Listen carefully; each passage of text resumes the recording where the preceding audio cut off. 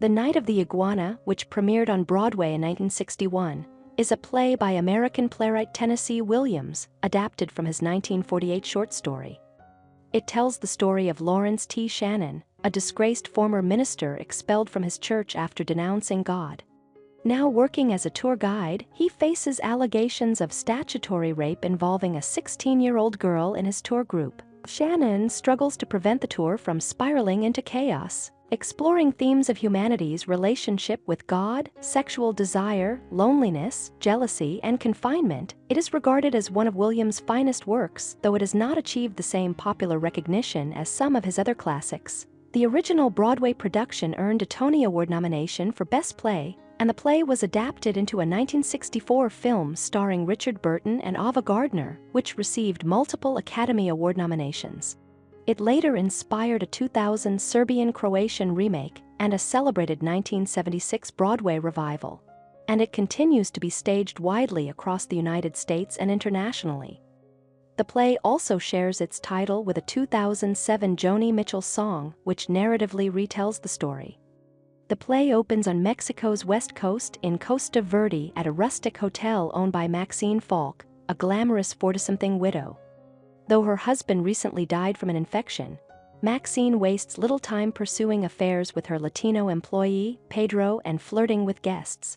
One visitor is Reverend Lawrence Larry Shannon, a jittery tour guide and former minister.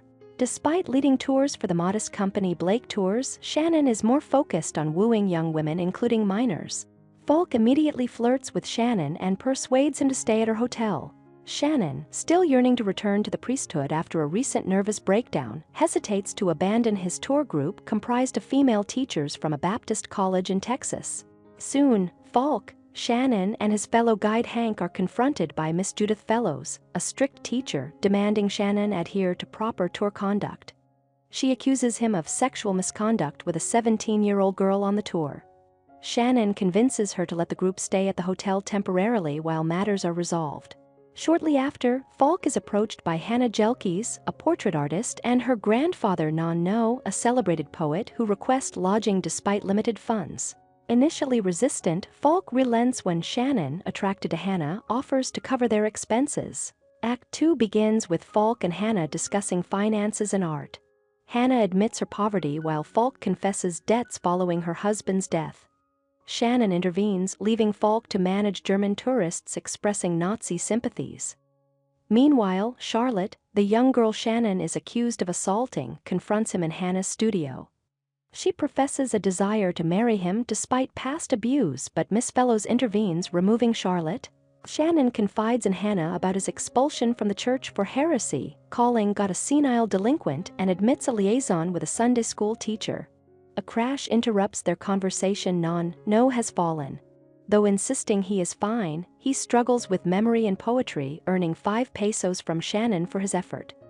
Faulk lightly teases Nonno, prompting Shannon to defend him. Playfully, Shannon and Faulk shove a card at each other until it topples down a hill.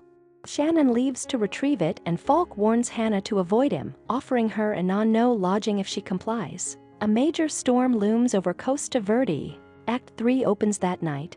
Shannon writes to his former divinity school while Faulk contemplates selling the hotel and moving to the United States. She reveals that Shannon suffered childhood abuse from his mother, possibly explaining his struggles with God. Suddenly, Jake Latta from Blake Tours arrives, firing Shannon and leaving him stranded without severance.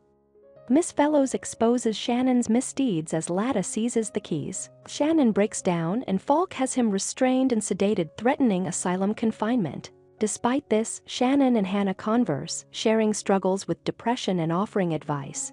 Hannah, having faced assault, is hesitant to pursue romance. Shannon suggests traveling together, but she declines, recognizing his entanglement with Faulk. They hear an iguana under the veranda, which Shannon frees at Hannah's urging. Nonno emerges to recite a new poem, his first in years, bringing Hannah joy. Faulk entices Shannon to swim and stay to help run the hotel, which he reluctantly agrees to. The following morning, Hannah discovers Nonno has passed away after completing his poem. Tennessee Williams, a towering figure in 20th century American theater alongside Eugene O'Neill and Arthur Miller, authored more than 20 major plays, including The Glass Menagerie, Cat on a Hot Tin Roof, and A Streetcar Named Desire, all still widely performed and adapted into acclaimed films. He was also a poet, novelist, short story writer, and screenwriter. Today, the Tennessee Williams New Orleans Literary Festival celebrates his enduring body of work annually. Thank you for watching. If you enjoy this video, leave a like and subscribe.